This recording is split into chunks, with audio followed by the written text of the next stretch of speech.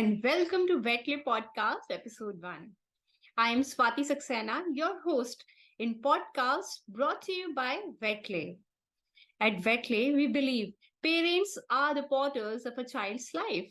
Their future depends on the choices made by you as a parent, even in their formative years.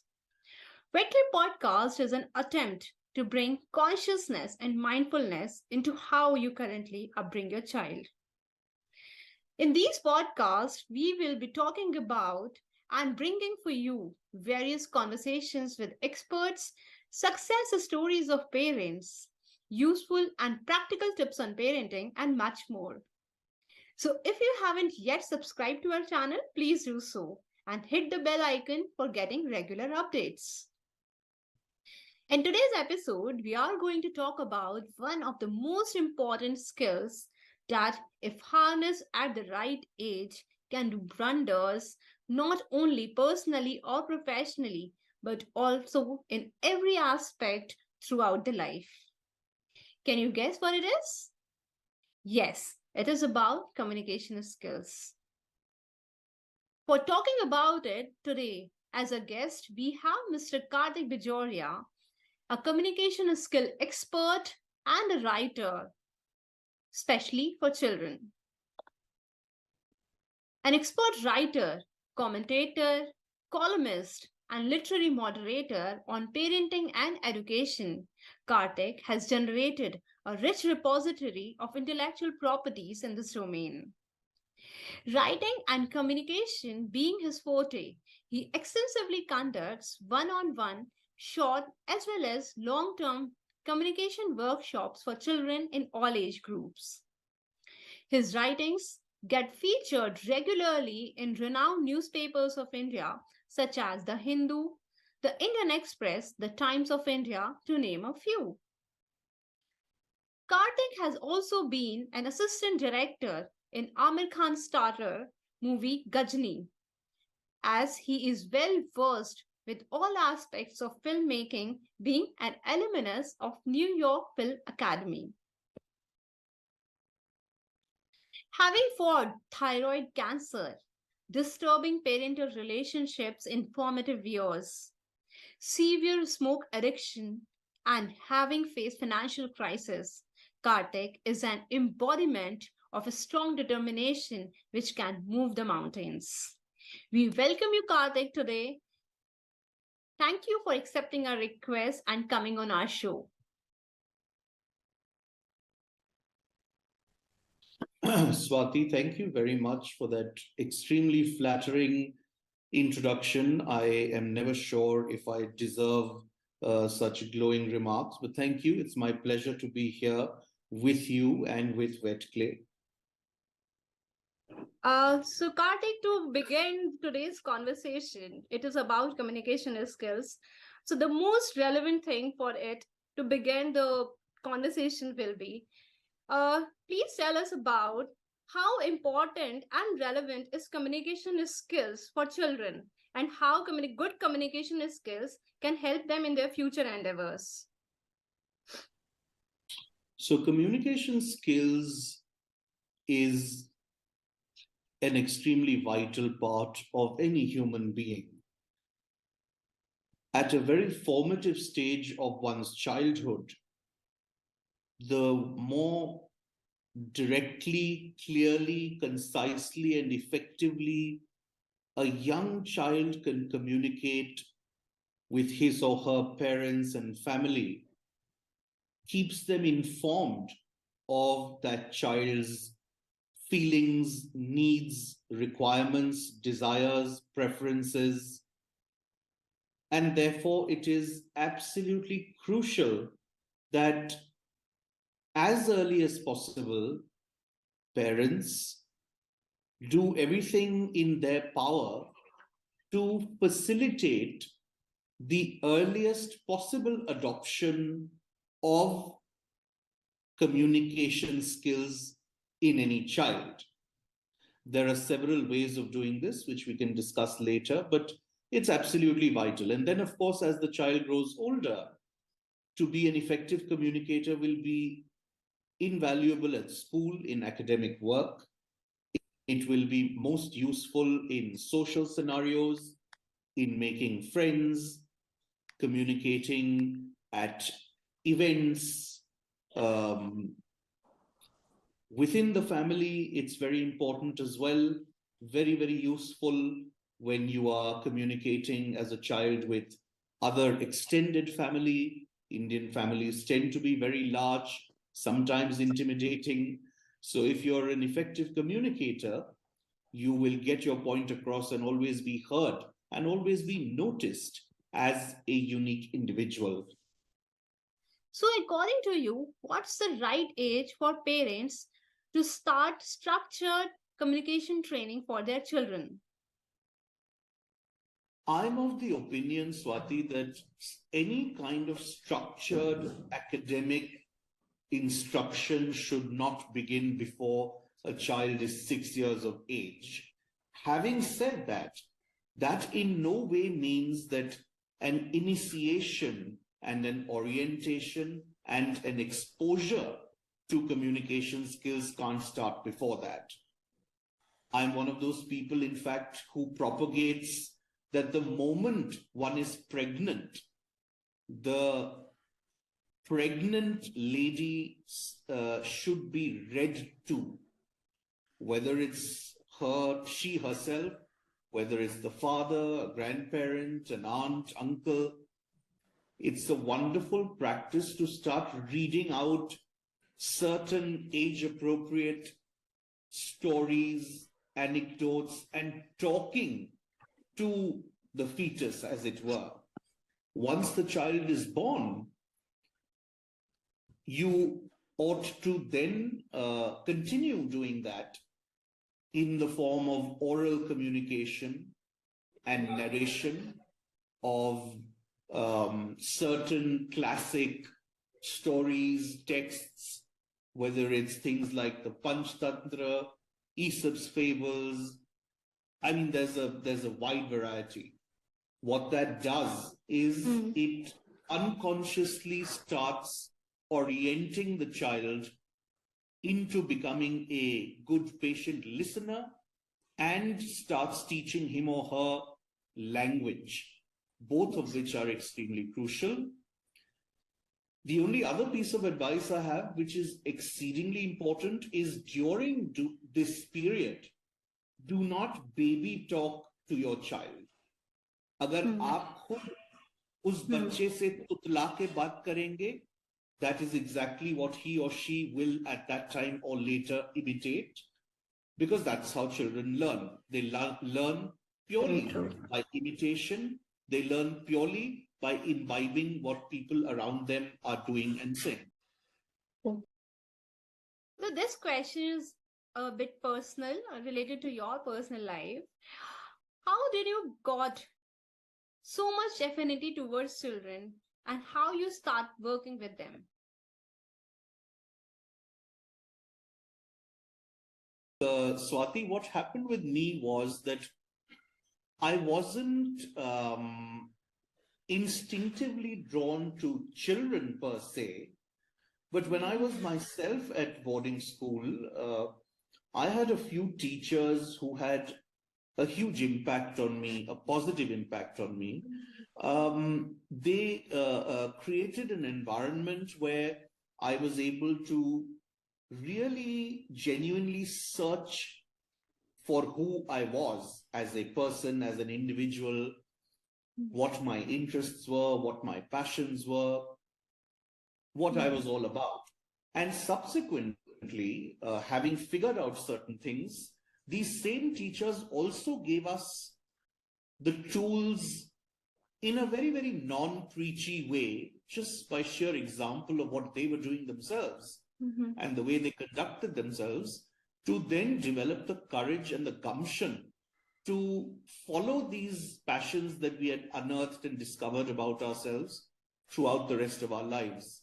And so I, at that time itself, had developed a huge sense of respect for these teachers and a very strong realization that a good mentor can have a transformative and life-changing impact on a young person. Mhm.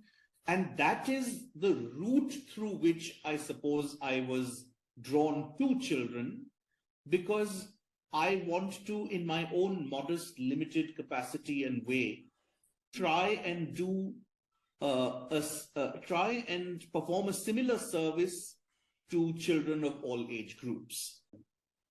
Kartik, at Wetclay, we believe that a good toy, is as good as a book, if not more.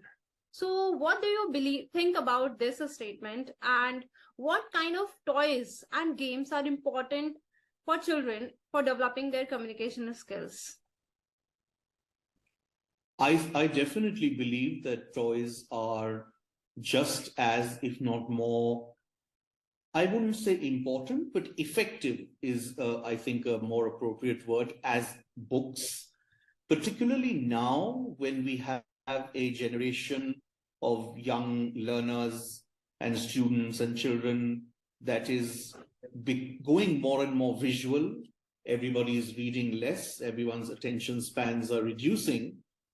Rather than fighting that instinct and natural shift, I think one should embrace it and use it to ours and to their advantage. So I think that a good toy is extremely beneficial. So at Wetclay, we also have some good games and toys which are very effective in developing communication skills. We have one particular board game which is called English Odyssey. So it is specifically for developing communication and teaching grammar, English, different kind of words to children. And there are, apart from this, we also have some other kind of games and toys. Yeah, so very rightly said, games have their own advantages and importance and effectiveness in developing communication skills. In So fact, Kartik, Swati, if I may quickly interrupt you, and I'd definitely like to add yes. over here that I'm a huge self-confessed fan of your game English Odyssey. In fact, I use it with my students. I propagate it all the time. It is, grammar particularly is one thing that a bulk of my students who are in Jaipur and Rajasthan struggle with, and broadly speaking as well, across the country and abroad. A lot of young children struggle with grammar, particularly. I don't know why, but it's kind of like what's happened with math, where their fundamentals seem to be weak for some reason. Either they're not being able to learn it well enough at school. Anyway, that's besides the point. So for students who are weak at grammar, the English Odyssey is the perfect solution, because it is really such an amazingly fun board game. And along the way, very organically, it makes a student, or actually anybody of any age, brush up their grammar very, very thoroughly. So yeah, that's a brilliant one. Thank you so much, Kartik. Thanks a lot. So Kartik, you were talking about the reading habits. So nowadays we see the reading habit is somehow getting extinct. People rely more on short text and videos for gaining some knowledge or upgrading themselves. So how do you see this trend, and what's your are we going in the right direction? Disturbingly enough, I see the trend going more and more away from reading and books. I don't necessarily like the trend and the direction that it's going in, but I do want to offer a few possible solutions. A lot of kids and youngsters, particularly, who don't read, they don't read for a couple of reasons. Number one, big fat novels seem very, very intimidating. I mean, they do to a person like me. So, of course, they do to children and youngsters. And the other reason they tend not to read is that many times the texts or the books, even non-academic books that they are recommended, they find very, very boring. Now, I always advise my students and their parents that they should try a couple of things. One is, it doesn't matter what you read as long as you're reading. That's very important to remember. So, one solution or possible solution is that you find age appropriate short story compilations. Those seem much less scary because you don't have to, combat or confront some 500-page novel. You pick it up, it's an easy read, a few pages per short story, and you're done. And you can even read one a day. That's one route to take. The other potential resolution for this is, I always tell parents that let your child read about whatever he or she is passionate or interested in. So, for example, if there's a youngster who's very fond of photography, then buy them books related to photography. Buy them books, for instance, buy a book that is an autobiography of a great photographer. Same thing applies to sports, tennis, cricket, the arts. So it's always very easily possible to find books related to a child's biggest interests, even if it's video gaming or whatever it may be.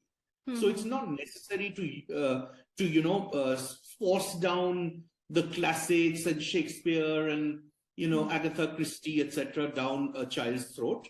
As long as he or she is reading, it doesn't matter what they read. Get them things that will interest them, and I'm sure there's a good chance of kickstarting the reading habit.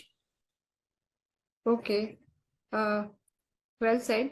So my next question is about for you to give a few advice on developing these things. So the number one is speaking. So just a few tips to develop the speaking skills.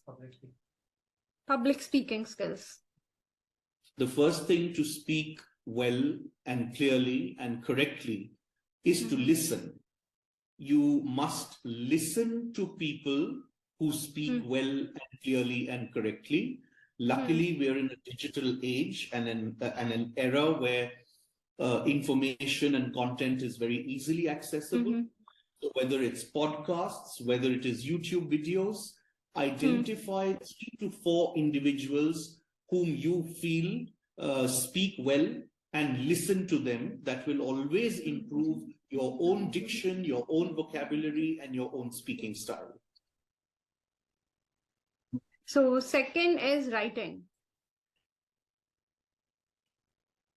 Write honestly. The biggest myth when it comes to writing, which is a myth unfortunately propagated by both parents as well as educational institutions, is that you must use big flowery words and complicated language. That is completely incorrect. In fact, the very purpose of writing and communication is defeated if you use language that nobody understands. So good writing is not about using big flowery language. Good writing is about 2 things. Good writing should always be extremely honest, to the point of being shameless and brave. And good writing is about the writer's own points of view, life experiences, personal anecdotes, perspectives, thoughts on a particular subject matter or issue or topic. So personalize your writing and be honest. Okay. Third is listening.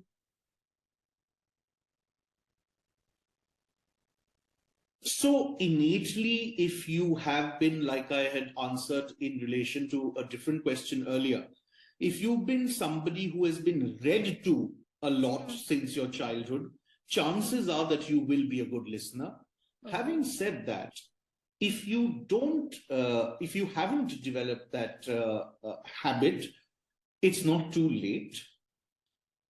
Being a good listener essentially means that your own urge to speak, react, and contribute to a conversation needs to just be curbed and checked right when you get that urge. So, as long as you can tell yourself, let me not speak now and wait instead, you will automatically become a good listener and give the person who's talking the chance to complete his or her point.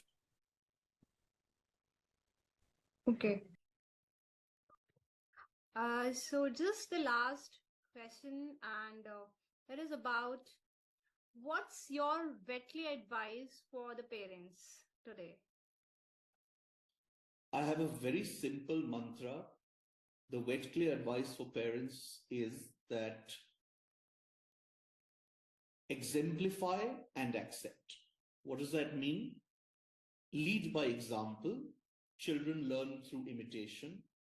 Behave well, behave properly, be respectful, be sensitive, be aware, read, and that's what they'll emulate. And accept means whatever your child may be in terms of his interests, his or her sexual orientation, his or her leanings, desires, wants, dreams, accept it and accept it wholly. Thank you so much, Kartik, for coming on our show and accepting our request, giving your expert advice on Wetclay Podcast. Thank you for joining us.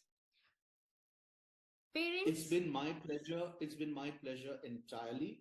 I have huge respect for Wetclay, the team, the work you all are doing, and I hope we can keep having conversations and keep collaborating.